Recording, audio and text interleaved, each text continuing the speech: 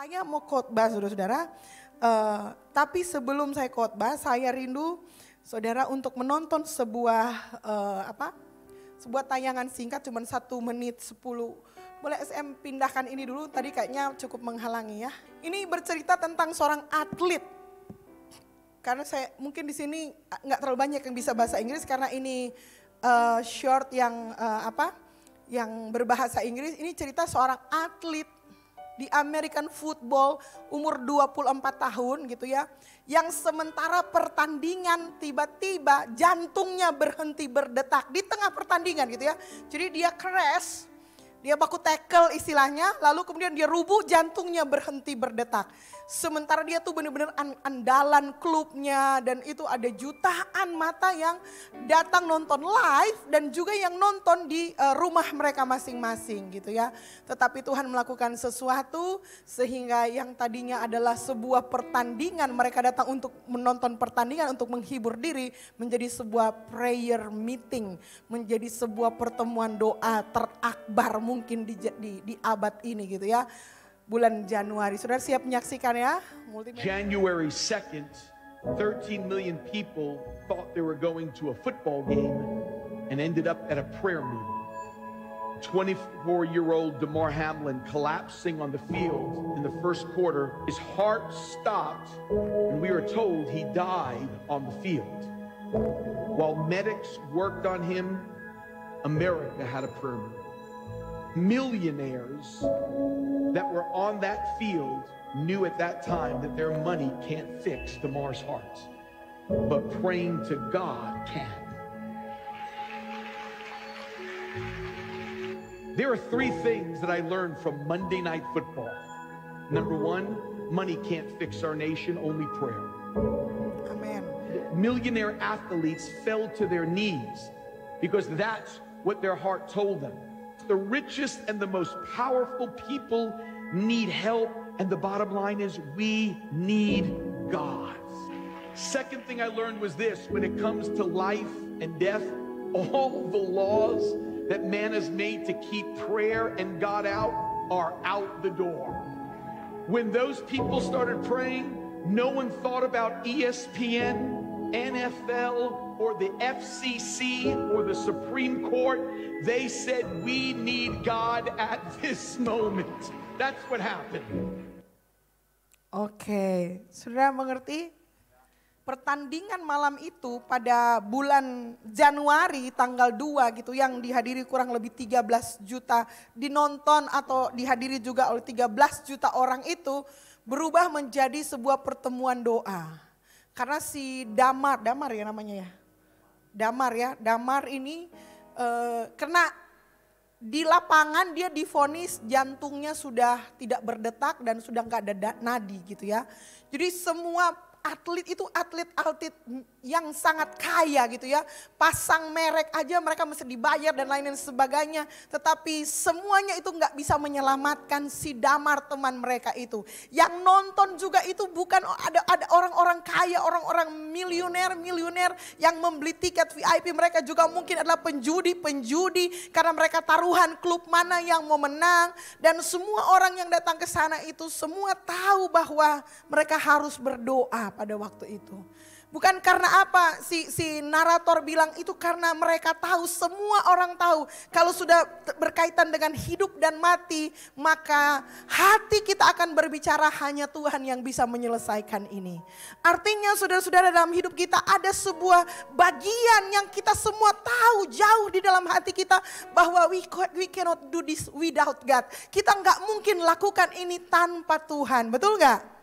Kita selalu tahu bahwa ada sebuah bagian di mana harus Tuhan yang bekerja. Dan itu hanya boleh terjadi kalau Tuhan ada bekerja di sana. Dan untuk itulah kita harus berdoa untuk Tuhan. Kepada Tuhan maksud saya. Berdoa kepada Tuhan. Tuhan bisa ubah sebuah pertandingan olahraga. Saudara, saya pernah 1 kali karena kemurahan Tuhan gitu ya, pergi nonton NBA di Amerika. Yang main itu LA Lakers, lawan itu saya lupa itu yang di Florida, Orlando gitu ya. Mereka bertanding dan selalu Orlando ini pasti akan kalah gitu ya. Tapi ketika saya nonton itu si Kobe Bryant yang meninggal di helikopter itu, dia nggak main. Terus LA kalah saudara-saudara. Dan saya pergi ke dome-nya, ke tempat olahraganya itu, itu ruangan multi-million putaran uang yang orang ke sana tuh benar-benar luar biasa banget. Saya lihat bagaimana orang Amerika sangat mencintai olahraga, kira-kira seperti itu. Dan hari itu tanggal 2 Januari mereka pergi ke pertandingan, mereka hadir di games itu untuk menyaksikan pertandingan football. Tetapi Tuhan adalah Tuhan yang berkuasa, dia bisa ubah di tengah-tengah permainan, di tengah-tengah ketegangan menantikan siapa yang menang. Tuhan mengubahkan itu sehingga itu menjadi sebuah prayer meeting yang sangat besar. 13 juta orang, saya percaya baik yang nonton di rumah maupun yang nonton di stadion. Ketika si dari paramedik menyatakan bahwa si Damar ini sudah meninggal gitu ya, semua berlutut. Atlet berlutut, orang-orang yang nonton juga semua seperti terdiam, semua berseru kepada Tuhan. Jangan biarkan dia mati. Dia masih muda, 24 tahun, dia bintang. Dan itu terjadi saudara di antara sekelompok atlet yang mana kita menyadari hari ini atlet itu adalah manusia yang paling sehat di antara kita, right? Tetapi seorang atlet yang secara tubuhnya adalah paling sehat, paling prima pun gak bisa menolak kalau jantungnya sudah berhenti berdetak. Praise the Lord saudara-saudara. Oleh karena kemajuan teknologi mungkin, oleh karena dokter mungkin. Tetapi yang kita percaya oleh karena Tuhan mendengar doa. Karena Tuhan bayangkan 13 juta orang bersepakat minta Tuhan sembuhkanlah Damar ini. Dan benar dia hidup lagi saudara-saudara. Dia hidup lagi dan 9 hari kemudian dia bisa dinyatakan keluar dari rumah sakit. Enggak semua yang ada di nonton pertandingan itu percaya Yesus. Mungkin mereka berdoa untuk Tuhannya mereka masing-masing. Tapi ketika semua orang sehati dan berdoa, Tuhan sudah gak pandang lagi kamu agamanya apa. Tuhan gak tanya-tanya. Tapi ketika ada kesatuan hati berdoa, memanggil nama Tuhan, meminta uluran tangan Tuhan. Tuhan tidak pernah memalingkan wajahnya. Tuhan mendengarkan doa-doa kita. Saudara boleh tepuk tangan sekali-sekali. Sangat keren. Kalau saudara mau, saya share nanti dari Instagramnya Metro Church, saudara bisa nonton. Nanti saya minta adminnya untuk posting lagi supaya saudara lihat kuasa dari doa itu sendiri. Tema firman Tuhan malam ini adalah unlimited prayer. Sama-sama bilang unlimited prayer. Ada 2 hal dalam dunia pelayanan yang harus selalu kita bedakan. Kan tema bulan kita adalah serve not to be served. Melayani dan bukan untuk dilayani. Nah, dalam dunia pelayanan ada 2 hal yang kita semua sebagai pelayan-pelayan harus membedakan. Yang pertama, melayani Allah. Yang kedua, melayani pekerjaan Allah. Oke? Yang pertama apa? Melayani Allah, yang kedua apa? Melayani pekerjaan Allah. Melayani Allah dan melayani pekerjaan Allah adalah 2 hal yang benar-benar berbeda. Saudara bisa saja melayani pekerjaan Allah. Saudara jadi usher, saudara jadi pemain musik, saudara jadi multimedia, saudara jadi konsumsi, saudara jadi apapun. Melayani di gereja saudara sedang melayani pekerjaan Allah. Tetapi melayani pekerjaan Allah tidak sama dengan melayani Allah. Karena ternyata dalam melayani pekerjaan Allah orang punya banyak motivasi. Melayani pekerjaan Allah karena nggak punya pekerjaan bisa jadi. Untuk apa? Supaya Tuhan bisa bantu dapat pekerjaan, melayani dulu di gereja. Melayani pekerjaan Allah karena apa? Karena ingin diterima. Kalau saya di luar saya nggak dihargai, tapi di gereja saya dihargai dan didengar. Di rumah saya dimarah-marah, tapi di gereja pendapat saya didengar. Melayani karena ingin diterima. Melayani karena pelarian. Saudara sakit hati, saudara dilukai, saudara tertolak. Saudara kemudian takut kalau saudara mau berbuat dosa, mungkin main di tempat-tempat yang nggak baik. Saudara bilang daripada lari pergi di pub, di klub malam, lebih baik saya datang ke gereja. Saudara datang ke gereja dan melayani karena pelarian. Karena persoalan. Bisa saja, we never know. Kita nggak pernah tahu orang melayani karena apa. Yang paling tahu dia melayani karena apa adalah dirinya sendiri. Right? Tapi apakah dia sedang melayani Allah? Belum tentu. Melayani Allah artinya saudara secara langsung sama seperti perempuan Narwastu. Ketika dia mengambil minyak parfumnya dan kemudian menuangkan di kaki Yesus. Begitulah yang disebut dengan melayani Allah langsung. Face to face kepada Yesus sendiri. Direct to Jesus. Itu yang namanya melayani Allah. Melayani Allah itu yang paling baik, yang terbaik itu adalah di dalam doa. Sama-sama bilang doa. Doa itu adalah ruangan, private room, di mana engkau sungguh-sungguh melayani Allah dengan seluruh keberadaanmu.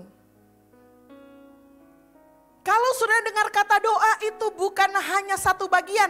Di dalam kata doa itu yang paling inti dari doa adalah ketika engkau berkomunikasi dengan person yang benar-benar maha kuasa, maha besar, maha dahsyat, pencipta langit dan bumi. Dan oleh karena Yesus Kristus engkau punya akses untuk berbicara dan mendengarkan suaranya. Bagi kita yang percaya kepada Kristus, mendengarkan suara alam ini bukan hal yang sulit. Karena Yesus sudah menjembataninya dengan menyerahkan dirinya di atas kayu salib sehingga kita bisa punya akses langsung berbicara dengan Tuhan.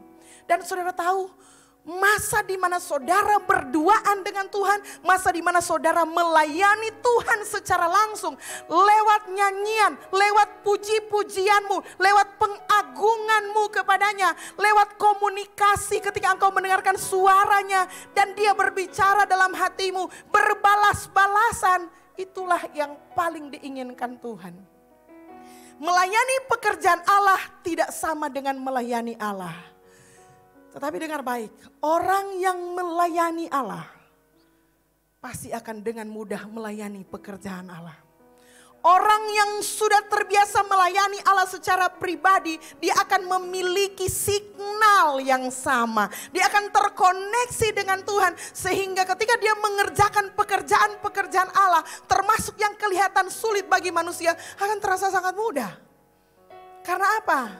Karena dia terkoneksi dengan Tuhan. Dia tahu hati Tuhan, dia mengenal isi hatinya Tuhan. Dan kalau dia sudah mengenal isi hatinya Tuhan, gampang saudara-saudara. Saudara melakukan pekerjaan yang Tuhan suruh, saudara pasti gak akan rasa berat. Kalaupun saudara rasa penuh tantangan dan sulit, saudara akan dengan mudahnya mendapatkan kekuatan dari Tuhan. So melayani Allah dan melayani pekerjaan Allah adalah dua hal yang benar-benar berbeda. Apakah yang paling Tuhan inginkan dari kita? Apakah Tuhan menghendaki kita melayani pekerjaan Allah? Tuhan sebenarnya mau melayani pekerjaan Allah itu sebagai hasil dari kita melayani Allah secara pribadi. Itu sebabnya saya melarang kalau ada orang mau jadi tim pelayanan, apalagi pelayanan altar untuk memimpin pujian dan penyembahan dan dia gak ikut doa, dia gak berpuasa. Hey, bagaimana mungkin kamu melayani pekerjaan Allah tanpa pernah melayani Allah, tanpa pernah punya hubungan yang mesra dengan Allah? No.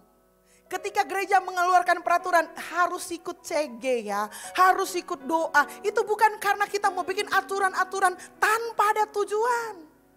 Karena kalau kamu melayani pekerjaan Allah tanpa engkau melayani Allah secara pribadi, kalian pasti akan mengalami yang namanya kekeringan rohani. Ada kekeringan di dalamnya, ada kehausan di dalamnya. Enggak ada yang dipuaskan karena bagian jiwa kita Ada yang memang diciptakan, didesain, hanya diisi oleh Allah itu sendiri. Gimana isinya? Di dalam doa, permohonan, ucapan syukur, dan apapun yang kita lakukan langsung kepada Tuhan. Yang mengerti bagian ini bilang amin. Oke, kita mulai langsung saudara-saudara. Mazmur 78 ayat 41 sampai 43. Dalam sejarah pelayanan saudara-saudara, dalam sejarah Alkitab maksud saya, Tuhan ternyata pernah ngalamin sakit hati. Siapa yang pernah ngalami sakit hati di sini? Kita pernah ngalami sakit hati itu pasti ya. Berulang kali, tapi don't worry, Tuhan juga pernah sakit hati. Kita baca sama-sama dengan suara nyaring. 1, 2, 3.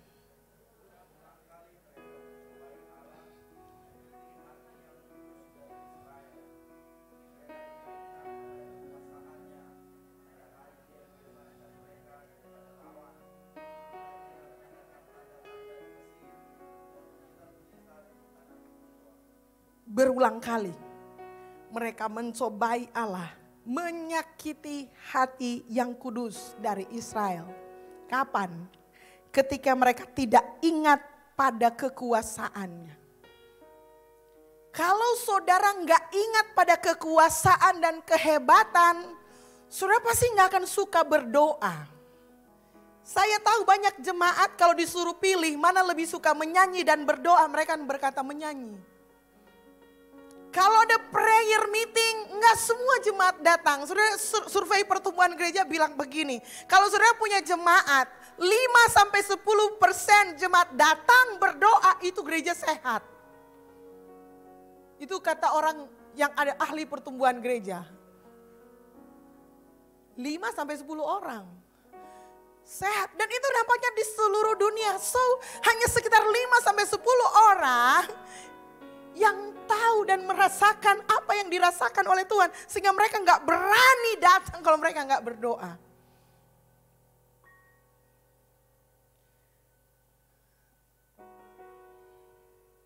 Mengapa sih orang gak suka berdoa? Saudara, Mazmur 78 ini bercerita tentang sejarah Israel. Ketika bangsa Israel keluar dari tanah Mesir di padang gurun disertai Tuhan dan sampai walaupun kedengarannya yang kita tahu tentang padang gurun itu selalu yang muncul di pikiran kita adalah Israel kuat pamalawang. Apakah memang benar itu pesannya? Sesungguhnya peristiwa padang gurun 40 tahun di padang gurun itu bukan cuma menunjukkan kepada kita tentang pamalawangnya Israel. Justru itu menunjukkan kesetiaan Tuhan kepada bangsa yang benar-benar pamalawang. Saudara, meskipun bangsa Israel ada di padang gurun 40 tahun mereka tidak kepanasan. Karena apa? Karena ada AC alam. Tuhan sendiri yang bikin awan. Disebut sebagai tiang awan. Yang berjalan bersama dengan mereka. Untuk apa? Melindungi mereka dari panas. Kalau malam padang gurun kedinginan, Tuhan kasih mereka api alam. Tiang api supaya bangsa itu enggak kedinginan. So ini bangsa yang berjalan selama 40 tahun dengan AC alam, saudara-saudara. Mereka punya sepatu otomatis. Karena nggak ada toko di sana. Jadi misalnya dia anak umur 7 tahun ketika dia berjalan. Ketika dia kan 40 tahun berjalan ya. 10 tahun kemudian dia sudah ganti sepatu dan lain-lain. Sepatunya nggak pernah rusak. Saya nggak tahu caranya gimana. Mungkin Tuhan desain kasutnya orang Israel itu membesar bersamaan dengan badannya jadi besar. Otomatis shoes. Bukan cuma yang bisa otomatis. Sepatunya otomatis. Baju mereka nggak hancur 40 tahun. Dan mereka dikasih makan sama Tuhan saudara-saudara. Burger atau sandwich setiap hari. Yang rotinya terbuat dari mana? Roti surgawi dan dikasih daging burung puyuh. Mereka nggak susah-susah amat, mereka nggak makan tempe di sana. Mereka makan roti dari surga dan daging burung puyuh. 40 tahun. Bukan hanya itu, mereka lihat Musa pukul tongkatnya dan keluar air tiba-tiba hanya karena mereka aus, Musa aus. Mau kasih bukan cuma buat mereka, mau kasih minum keledainya, mau kasih minum kambingnya. Karena mereka waktu keluar dari Mesir mereka bawa juga harta-hartanya. Dan ketika mereka tua, Mazmur 78, itu bangsa yang mengalami banyak kebaikan Tuhan itu tiba-tiba lupa sama Tuhan. Makanya Tuhan sakit hati gue. Gila aja nih bangsa, apa yang gue gak bikin buat mereka. Tiba-tiba mereka hidupnya kayak gini. Mereka tidak ingat kepada kekuasaan dan kebesarannya Tuhan. Mereka jatuh lagi ke dalam penyembahan berhala. Mereka tidak menghormati Tuhan. Bahkan raja-raja Israel, saudara-saudara, jatuh dalam penyembahan berhala. Raja Israel, can you imagine sebuah bangsa yang punya pengalaman rohani yang luar biasa. Pada akhirnya bertekuk lutut kepada kuil dewa-dewa buatan manusia. Karena mereka bisa lupa kebaikan, kedahsyatannya Tuhan. Dan sometimes dalam hidup kita juga, ketika kita mulai mengembara di dunia ini, kita mulai tenggelam dengan keinginan dunia ini, sehingga kita gak sadar kita sudah jauh dari Tuhan. Kita menjadi seperti ikan di dalam air. Tahu ikan dalam air? Saya ikut parenting di Ebenezer, bagus sekali pembicaranya. Ikan dalam air tuh nggak tahu kalau dia hidup dalam air. Dia cuma tahu itulah dunianya dalam air. Dia nggak tahu kalau di luar sana itu ada dunia yang lain. Dan kadang kita sudah begitu tenggelam dengan dunia ini sehingga kita merasa tanpa doa pun I'm okay. Tanpa berkomunikasi dengan Tuhan pun I'm fine. Masih makan, masih bekerja, masih sehat-sehat. So mungkin memang doa itu nggak perlu. Dan akibatnya saudara terjadi. Kita memperlakukan Tuhan seperti drug dealer. Saudara tahu drug dealer? Pengedar narkoba. Kalau saudara sudah mulai mau kecanduan, saudara datang, bos, suntik bos. Tuhan kasih penghiburan lagi, pergi lagi kita. Lupakan dia. Nanti kalau tubuh sudah perlu lagi baru datang lagi bos. Datang lagi. Suntik akang nang bos. Kalau Tuhan tidak mengabulkan doa kita, cari drug dealer lain. Cari Allah lain. Menghamba kepada yang lain. Kenapa? Enggak dapat dari dia. Cari aja yang lain. Padahal sesungguhnya kita adalah orang-orang yang luar biasa sesungguhnya. Mengapa ada orang yang dulunya hidupnya sangat memuliakan Tuhan. Tapi kemudian ketika dia mulai tenggelam dalam dunia ini, dalam pekerjaan, berkeluarga dan lain-lain sebagainya, mereka mulai melupakan Tuhan. Bahkan mereka gak punya waktu untuk berdoa pribadi dengan Tuhan. Matius 23 ayat 37. Kita baca sama-sama 1, 2, 3. Yerusalem, Yerusalem, engkau yang membunuh nabi-nabi dan melempari dengan batu orang-orang yang diutus kepadamu. Berkali-kali aku rindu mengumpulkan anak-anakmu, sama seperti induk ayam mengumpulkan anak-anaknya di bawah sayapnya, tetapi kamu tidak mau. Ada persoalan saudara-saudara. Ada persoalan bahwa Allah yang maha hebat, Allah yang maha kuasa, the unlimited God, rindu untuk mengumpulkan kita, rindu untuk berbicara dengan kita, tetapi kita tidak mau.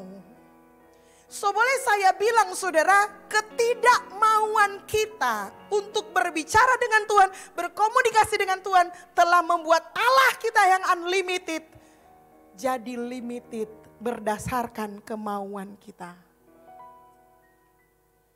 Saudara setuju? Mengapa mereka tidak mau? Mengapa Kita yang sangat terbatas ini nggak mau bekerja sama dengan Tuhan yang kita tahu unlimited. Secara pengakuan kita mengakui Dia Tuhan yang maha besar, maha dahsyat, maha melakukan segala sesuatu. Pencipta alam semesta, pencipta galaksi Bima Sakti yang cuma satu dari sekian ribu galaksi yang ada di universe kita. Yang mungkin juga ada multiverse menurut Dr. Strange, I don't know. Tetapi sekalipun ada multiverse, Dia tetap Allah atas multiverse. Are you with me? Tuhan yang tidak terbatas itu, jangan sampai kita batasi karena kemauan kita. Matius 27 ayat 2 itu dicatatkan mereka membelenggu Dia. Artinya dalam keadaan manusia, Dia terbelenggu. Pekerjaan Tuhan terbelenggu ketika kita umatnya enggak percaya lagi sama Dia. Dan enggak mau melakukan apa kehendaknya. Jangan batasi Tuhan, jangan belenggu Dia dengan cara berpikir kita atau ketidakpercayaan kita. Yang setuju dengan saya bilang amin. Coba saudara bayangkan, ini misalnya ya, misalnya apa yang terjadi sih sebenarnya pastor, ini yang terjadi. Misalnya saya kasih gambaran yang luar biasa. Elon Musk, tulisannya gitu. Kenal ya? Bacanya apa itu? Elon Musk, Mas Elon. Mas Elon, ganteng, kaya. Yang lain kok enggak kenal dia, nanti Google sebentar malam gitu ya. Dia itu punya pabrik Tesla, mobil listrik mahal yang pokoknya Elon ini sekarang tokoh abad ini kalau dia bicara saham naik-naik, saham turun-turun gitu ya. Dan kalaupun dia rugi, DP rugi itu so banyak. Cuma ujung kuku buat dia, karena DP doi banyak sekali. Kira-kira begitu. Elon Musk, Bill Gates, kaya enggak? Kaya ya. Warren Buffett, ini orang-orang terkaya dunia saat ini. Dorang menguasai ini, Bill Gates itu setiap detik menghasilkan berapa dari Microsoft gitu ya. Lalu juga Warren Buffett dia punya saham di BH itu, wah luar biasa sekali. Kumpul datang di MCM, yeah. Di ruangan pastor. Boleh? Wes, tapi dia bilang maaf Pastor Melan saya pinjam ruangannya dulu. Saya ada perlu dengan Niko. Oh Niko yang mana? Yang itu Instagramnya namanya You Call Me Nick. Iya. Oh ada dia, tadi lagi pelayanan, saya panggil ya. Lalu datanglah Niko di ruangan itu. Lalu Elon bilang begini, Tuan Niko, kami maksud dari pembicaraan ini adalah kami ingin membantu Tuan Niko. Kami digerakkan oleh Tuhan untuk membantu Tuan Niko. Kira-kira apa yang kami bisa bantu untuk Tuan Niko? Lalu Tuan Niko datang. You call me Nick. Oh gitu? Bener nih mau bantu? Iya kami serius mau bantu kamu. Gimana cara kami bantu kamu? Gini, tadi malam saya keluar sama teman saya. Makan di BCS. Terus ternyata gak bawa dompet. Lupa ada tagihan itu 50.000. Itu aja deh yang dibayarin. Apa yang terjadi ketika Niko keluar dari ruangan? Disambut oleh Eva, Aldo, Ramli. Mereka akan bilang, Pakana, songana tuh manusia paling biongo di seluruh dunia. Ya enggak? Nggak ada bilang apa. Itu Rota ada bilang kita kok ada utang 50.000 di BCS. Jadi tolong bayar akang supaya kita hidup senyada utang. Halo? Gemes gak saudara-saudara? Pengen toki gak kepalanya Niko? Itu dia bukan cuma pengen Niko, aduh meramas DPLR dong ngana ini. Tapi hey, begitulah torang kadang datang Pak Tuhan. Torang tahu dia punya segalanya. Dia berkuasa atas hidup kita. Dia adalah Tuhan yang unlimited. Tapi coba bayangkan Tuhan yang unlimited itu satu kali dia tulis ayat dalam firman Tuhan gitu ya. Bilang begini, sampai sekarang kamu belum meminta sesuatu pun dalam namaku. Mintalah maka kamu akan menerima supaya penuhlah sukacitamu. Oh, Tuhan ingin kita penuh dengan sukacita. Tuhan ingin menyenangkan kita. Dengan apa? Mengabulkan permintaan kita. Tetapi sampai saat ayat itu ditulis, kita belum pernah meminta sesuatu. Sampai sekarang kamu belum meminta sesuatu pun dalam namaku. Oh, kita nih sama seperti Niko seringnya dalam hidup ini. Kita berhadapan dengan Tuhan pencipta alam semesta. Tapi apa yang kita lakukan di dalam pembicaraan kita dengan Tuhan. Ketika Tuhan memberi kesempatan kepada kita, mintalah. Maka aku akan memberikan kepadamu apa yang kita minta. Saya cuma haleluya, haleluya pastor. Enggak semua kok kita berdoa minta. Why? Mengapa kita nggak berani minta sesuatu dari Tuhan? Ini pertanyaan yang besar. Mengapa kita tidak berani meminta sesuatu yang besar kepada Tuhan? Takut pastor, nanti kalau kita minta sesuatu berdasarkan keinginan kita. Makanya dalam persekutuan dengan Tuhan, dengar baik-baik. Dalam persekutuan dengan Tuhan, saya sangat yakin kalau engkau punya hubungan yang erat dengan Tuhan. Kalau engkau begitu intim dengan Tuhan, gak akan sudah duduk dan diam-diam bilang, Tuhan saya gak mau kerja, kasih saya Ferrari. Tuhan tuh gak begitu. Dan kamu pun gak akan jadi begitu. Tetapi dalam persekutuan dengan Tuhan, engkau bisa tahu apa rencana Tuhan, apa maksud Tuhan atas hidupmu. Dan engkau tinggal, yes Tuhan, amin, amin. Dan Tuhan bilang, minta sesuatu untuk masa depanmu. Minta sesuatu untuk anak-anakmu. Minta sesuatu untuk pekerjaanmu. Minta sesuatu untuk masa depanmu. I have everything. Saya punya segalanya. The problem is, kamu gak pernah minta. Sedih ya? Saya punya 4 anak perempuan. Iyalah 4, pastor dari dulu juga 4. Sudah gak akan nambah kecuali mereka kawin baru bertambah anak mantu. Ada yang bersedia jadi anak mantu saya di sini? Atut, tatut, tatut.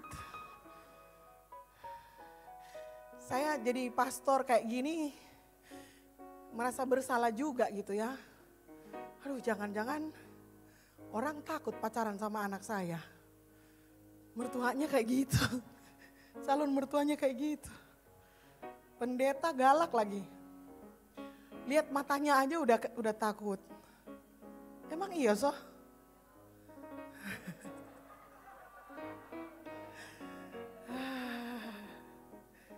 Saya ke sekolah anak-anak, ambil raport, lalu DP teman-teman, nope mama, kalau di Instagram senyum-senyum. Setelah datang berkunjung di sini, kong balia, tong jatah kok jalia DP mata.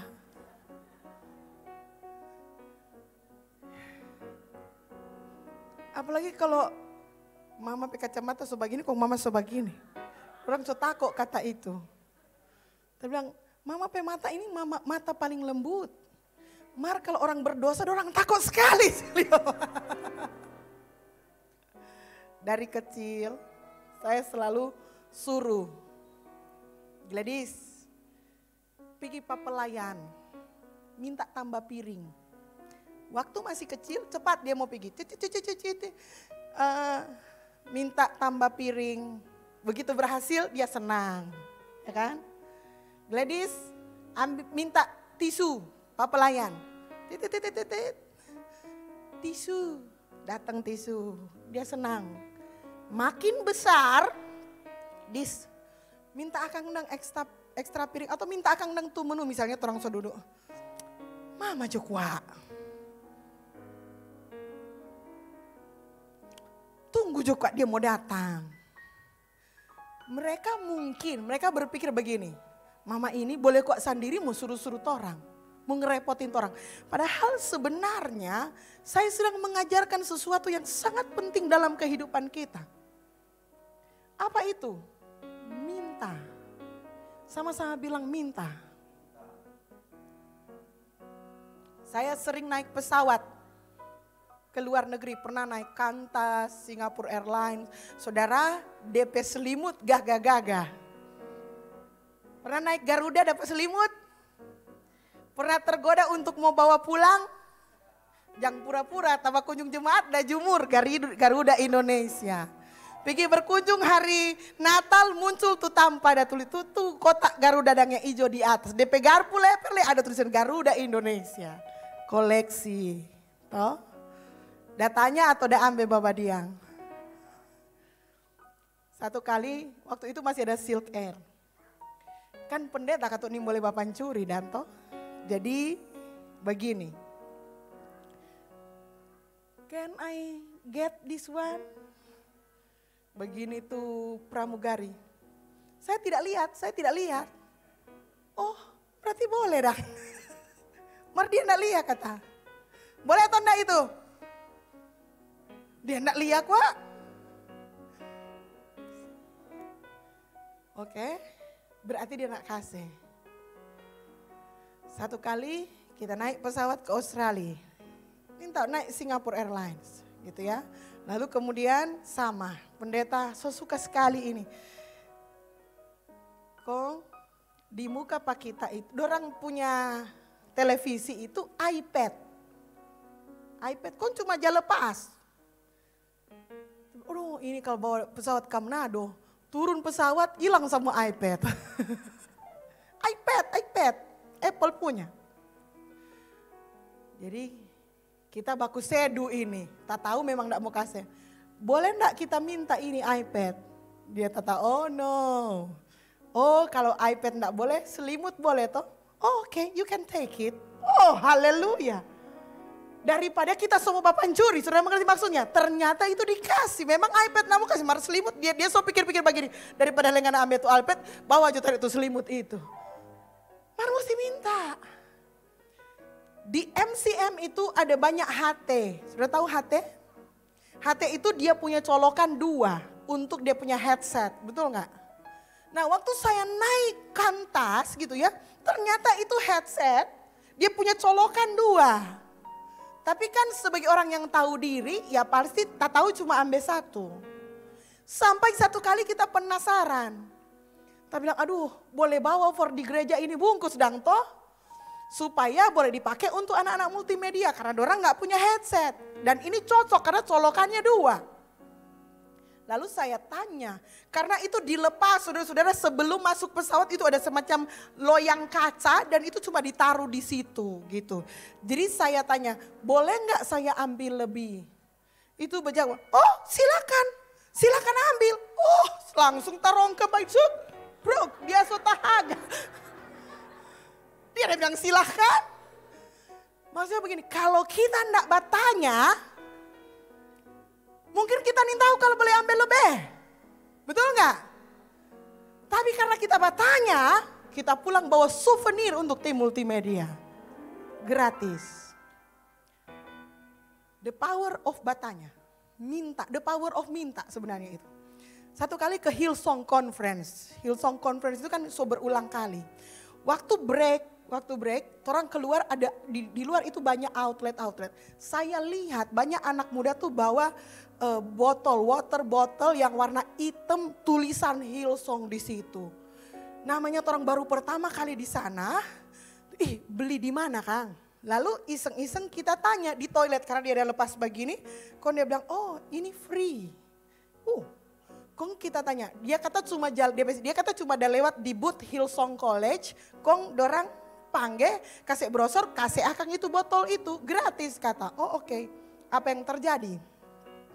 Kita pergi saudara-saudara di boothnya Hillsong College. Pura-pura batanya, pura-pura bercerita so bahasa Inggris Tarsan lagi. Kong dorang tanya, oh ini for tapi anak-anak rohani. Nyanda ada yang batawarkan botol. Tak keluar ulang lagi. Marta ada lihat tuh botol-botol itu memang banyak di situ. Nggak ada yang botol. Aduh, Marta so suka sekali. Tapi lagi, pura-pura bercerita lagi ke sana kamari sasaran ke botol. Nggak dapat lagi. Ketiga kali tak sondak tahan ini komang. Kong tak tanya, oh bagus sekali botol ini.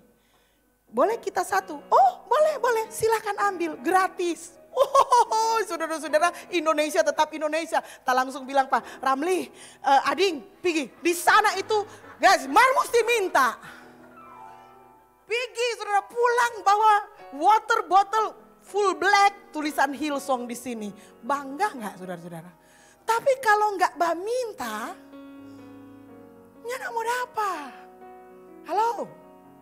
Kata kuncinya adalah minta. Sampai sekarang kamu belum minta sesuatu pun dalam namaku. Mintalah maka kamu akan menerima supaya penuhlah sukacitamu. Iblis tahu ayat ini, saudara-saudara. Itu sebabnya dia buat engkau malu meminta sesuatu di dalam doamu. Tapi engkau harus kalahkan pikiran seperti itu. Jelas, Tuhan saya minta usahaku berjalan lancar supaya Tuhan memberkati usahaku. Tuhan tidak akan marah. Saudara, mata dicelikan, buta melihat, lumpuh berjalan, itu bagi Tuhan tuh bukan hal raksasa. Itu bukan hal yang terlalu besar untuk dia lakukan, keceng-keceng. Buat orang itu besar, aduh lumpuh kata dia sobat jalan, aduh buta melihat, buat orang. Mar buat Tuhan yang memproduksi orang manusia. Sedangkan jantung tak berhenti, dia boleh sehidup. Sedangkan somaya 3 hari boleh keluar utuh hidup. Bukan sesuatu yang hebat. Apakah Yesus ketika dia menyembuhkan orang buta Bartimeus, ketika Bartimeus melihat, lalu kemudian Yesus kayak, jago kot kita. Nggak pernah dia rasa sesudah membangkitkan orang itu, saya memang sakti. Biasa. Dia marah bilang, nggak usah bilang-bilang orang lain kalau kita yang sembuhkan. Cuma dasar kita mangkage. Bilang, hei Yesus selesai baik. Akhirnya Yesus dilarang masuk kota. So, bagi Tuhan banyak hal yang bisa Tuhan kerjakan untuk kita. Tapi Yesus sendiri bilang, mintalah. Tuhan kok so tahu orang perlu, marna minta.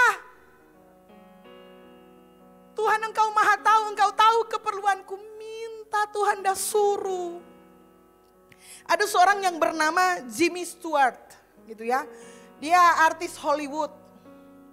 Lalu kemudian dia punya royalti ketika di masa tuanya dia kasih di sebuah universitas yang tidak terkenal. Lalu reporter datang kong tanya dang, Jim, kenapa ngana kasih semua ngana harta kekayaan ini di universitas itu tidak terkenal? Apakah ngana anak ke sekolah situ atau itu nape orang tua pe alma mater atau bagaimana? Dia bilang, enggak ada hubungannya sama sekali. Kong kenapa ngana pilih universitas itu untuk melimpahkan ngana pe kekayaan? Dia bilang begini, karena cuma itu tuh universitas ada baminta pak kita. Halo? Karena harus minta. Pak Tuhan juga Tuhan yang suruh tuh orang minta. Halo? Tuhan yang suruh. Lakukanlah itu dengan sungguh-sungguh. Bilang amin. Next. Jadi gini saudara-saudara, poin yang kedua. Ketika saudara tidak berdoa, saudara sedang membatasi Tuhan. Ketika saudara masuk di ruang doa, saudara sementara membuka batasan-batasan itu. Dan doa saudara pasti dijawab dan didengarkan oleh Tuhan. Katakan amin. Saudara mesti izinkan Tuhan melakukan kehendaknya yang besar. Dan saudara harus mengaktifkan semuanya itu melalui permintaan-permintaanmu. Tuhan, dengar baik-baik, Tuhan tidak akan pernah terkejut. Misalnya Ipel datang dan kemudian Tuhan, kita kok mau minta ini Pak Tuhan, Tuhan begini. Udah Ipel, besar dong nggak ada minta. Nya tidak pernah terkejut. Dia cuma mau garap begini, yakin cuma itu. Kau bilang Pak orang kanan kiri bilang yakin cuma itu. Jawabnya begini, itu aja nggak yakin. Itu yang kita lakukan. Kita lagi cuma berdoa kacili, nggak yakin le. Pantesan kalau orang nggak terima itu. Sedangkan besar. Tuhan jawab apalagi cuma kacili. Yang penting yakin. Yang penting apa? yakin. Karena pernah satu kali Yesus bilang begini, saya tidak bisa lakukan mujizat di sana karena ketidakpercayaan orang-orang itu. Yang membuat Tuhan tidak bisa bekerja selain ketidakmauan kita, yang kedua adalah ketidakpercayaan kita. Katakan amin. Jadi kita perlu bertobat dalam hal itu. Amin. Give me 10 minutes. Kejadian 18. Ini menarik sekali saudara-saudara. Waktu itu Tuhan datang, kan Abraham ini disebut sebagai sahabat Allah. Jadi Tuhan datang kepada Abraham, dia bercerita. Tuhan bilang begini, Abraham, taso memusnahkan tuh Sodom dan Gomora, so terlalu bejat itu kota itu. Abraham bilang begini, ada tapi saudara di situ. Ini kurang tapi terjemahannya supaya seru. Ada tapi saudara di satu Lot di sana, saudara satu keluarga di sana. Lot petampa itu di sana. Abraham bilang begini, Tuhan, kalau ada 50 orang benar, Tuhan memusnahkan Sodom dan Gomora. Tuhan bilang begini, enggak. Abraham so pikir-pikir, tal banyak 50. Dia balik ulang Pak Tuhan, Tuhan, kalau 40 orang dan benar, Tuhan memusnahkan. Tuhan bilang nyanda, untuk 40 orang yang benar, nyanda. Lot pikir-pikir lagi, rupa tal banyak itu 30 Tuhan, kalau 30 orang benar, apakah Tuhan akan memusnahkan Sodom dan Gomora? Tuhan bilang, untuk 30 orang yang benar, saya tidak akan musnahkan Sodom dan Gomora. Abraham pikir-pikir lagi, salah batawar ini. 20 Tuhan, untuk 20 orang benar, apakah Tuhan akan musnahkan kota ini? Tuhan bilang, untuk 20 orang yang benar, enggak. Abraham hitung-hitung, memang ini Sodom dan Gomora so bejat semua. Lot, istri Lot, 3 anak. Kalau 10 dang Tuhan. Tuhan bilang begini, 10 untuk 10 orang benar, aku tidak akan memusnahkan Sodom dan Gomora. Habis itu selesai, Abraham berhenti batawar. Ketika Abraham berhenti batawar, firman Tuhan bilang, maka pergilah Tuhan. Tuhan berhenti berfirman. Kalau saja Abraham sudah bilang begini, Tuhan, kalau kurang 3 dan orang benar, 5 orang benar, mungkin Tuhan masih akan selamatkan Sodom. Tetapi Abraham merasa 10 cukup. Dan ternyata enggak ada 10. Tuhan kemudian memusnahkan Sodom dan Gomora.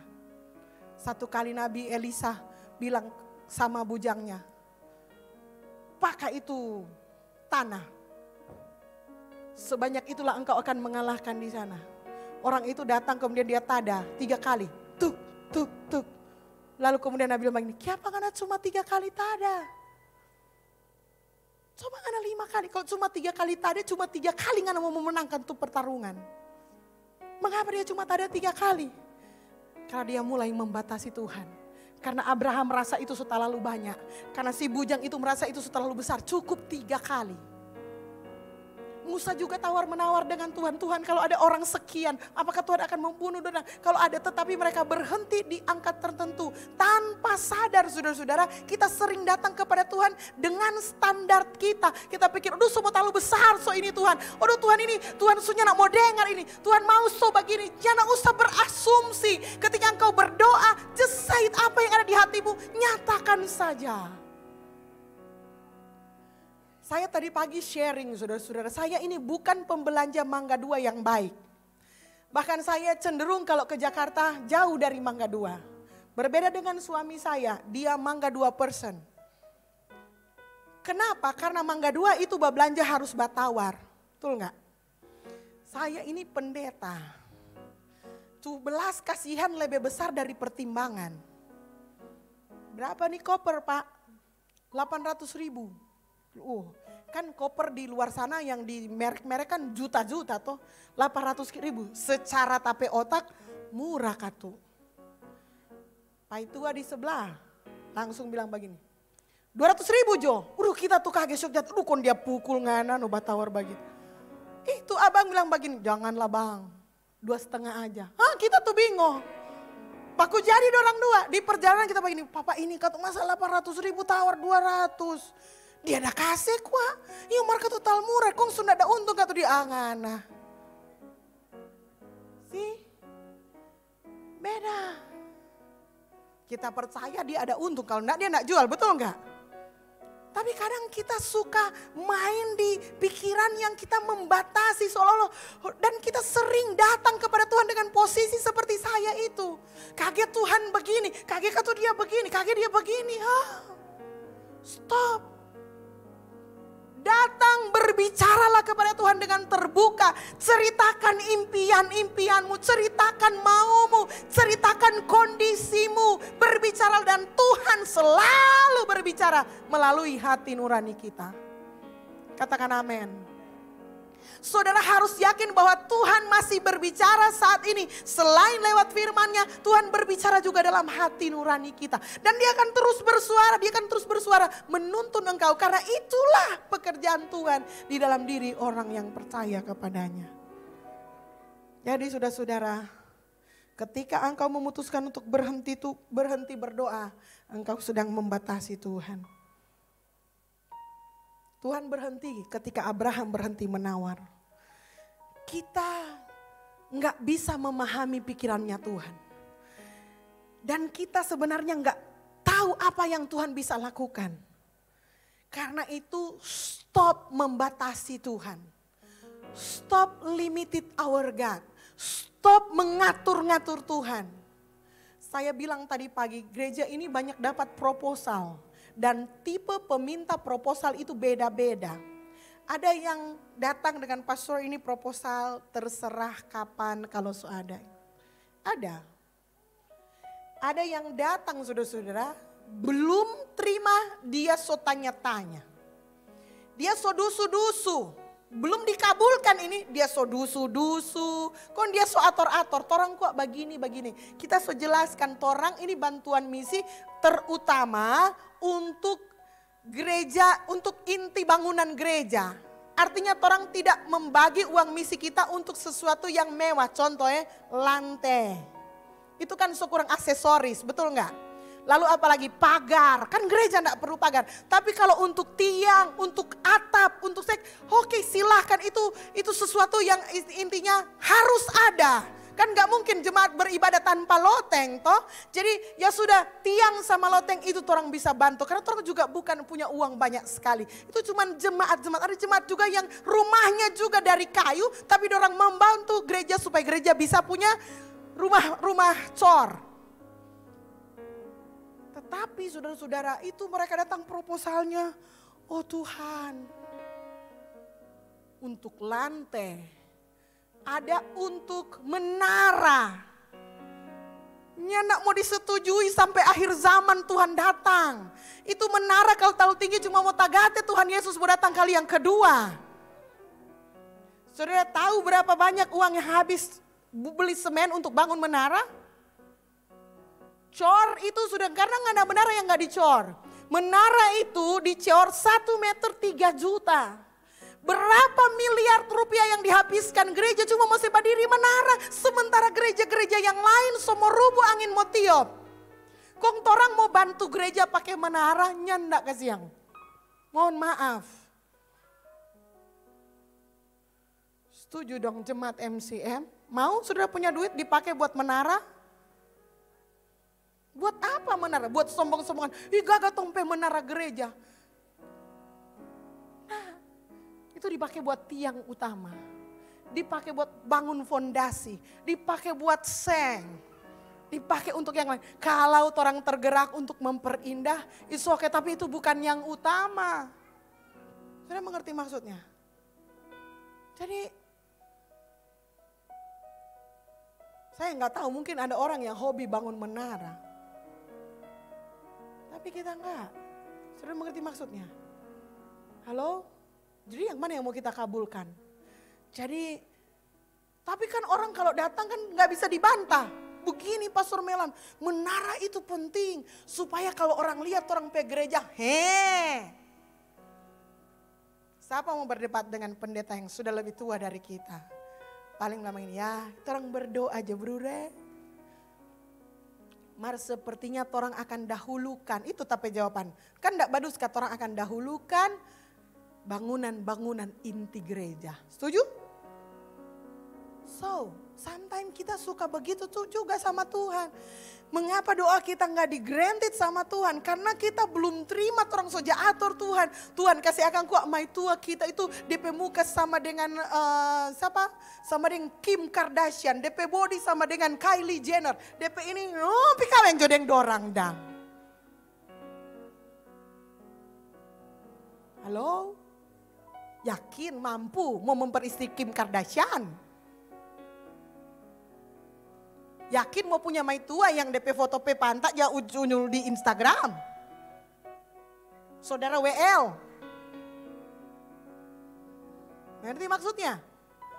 Jadi itu sebabnya ketika engkau punya hubungan dengan Tuhan, buatlah hubungan itu makin baik. Terakhir.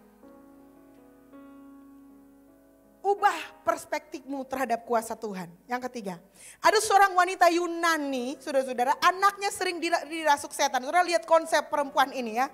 Ketika dia datang kepada Tuhan Yesus bilang begini, "Nggak baik itu remah-remah mau kasih pak anjing-anjing." Dia cuma bilang begini, "Tuhan enggak apa-apa. Remah enggak apa-apa buat kita. Enggak penting, Tuhan enggak harus kasih apa kita roti. Tuhan enggak harus kasih apa kita menu besar. Tuhan kasih remah kecil saja untuk kita, tapi anak bisa sembuh." Seorang panglima bilang, "Tuhan, nyala perlu datang kok ke rumah. Tuhan bicara saja, kita yakin tapi anak mau sembuh." Harusnya kita punya pikiran seperti itu, kita datang kepada Tuhan. Perempuan yang sakit pendarahan, dia bilang, "Kita enggak perlu Yesus tumpang tangan, enggak perlu. Menyentuh ujung jubahnya saja, ujung saja, saya yakin saya akan disembuhkan." Saudara, kita harus punya pikiran yang sama. Walaupun kita punya pergumulan yang besar, walaupun kita punya banyak masalah yang besar, datang kepada Tuhan dan bilang, Tuhan kau tidak perlu tolong besar-besar pak kita, tapi percaya Tuhan pe kuasa itu besar sekali. Tapi kita butuh Tuhan pe miracle, kita cuma butuh remah, kita cuma butuh Tuhan bersuara saja kecil. Kita yakin Tuhan akan pulihkan tapi keluarga. Tuhan, kita cuma ujung jumpai, kuasa Tuhan yang kecil saja bekerja dalam hidupku. Kita tahu ini segalanya akan berubah. Katakan amin. Apa yang saudara lihat besar? Masalahmu atau Tuhan yang besar? Tuhan yang besar. Rencana Tuhan yang besar dalam hidupmu, itu yang perlu engkau cari tahu. Katakan amin. Cari tahu, karena Tuhan akan memberitahukan kepada kita. Tuhan akan menunjukkan kepada kita rencana-rencananya yang besar. Efesus 3 ayat 20. Bagi dialah yang dapat melakukan jauh lebih banyak daripada yang kita doakan atau pikirkan, seperti yang ternyata dari kuasa yang bekerja dalam kita. Saudara percaya ayat ini? Saya mau tutup dengan sebuah cerita. Ada seorang bapak tinggal di Inggris. Dia kumpul doi seumur hidupnya karena dia mau lihat DP keluarganya di Amerika. Dan pada waktu itu dari Inggris mau ke Amerika cuman ada cruise, kapal mewah. Jadi dia bekerja mati-matian. Lalu kemudian dia hitung, perjalanannya waktu itu mungkin taruh kata ya 5 hari.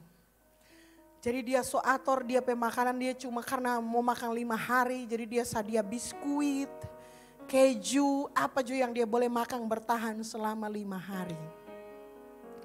Menjelang hari kelima dia baku dapat dengan kapten. Ini kapten rupanya perhatikan pada dia.